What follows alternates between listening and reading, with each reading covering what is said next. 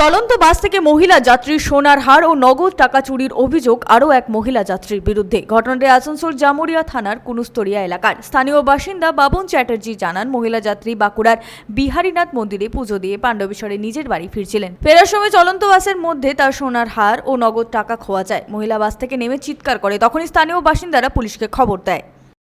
ঘটনা বলতে আমরা এখানে ছিলাম, তারপর হঠাৎ এক মহিলা এখানে এসে চিৎকার করে।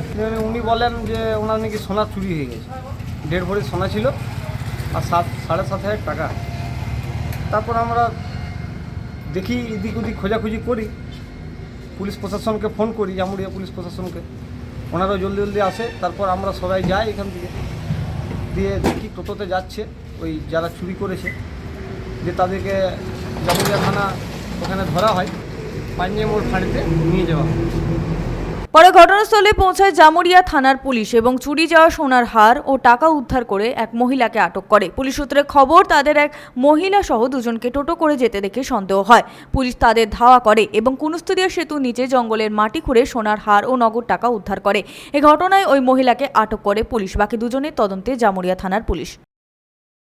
সঞ্জয় যাদব, 99 নিউজ বাংলা, জামুরিয়া।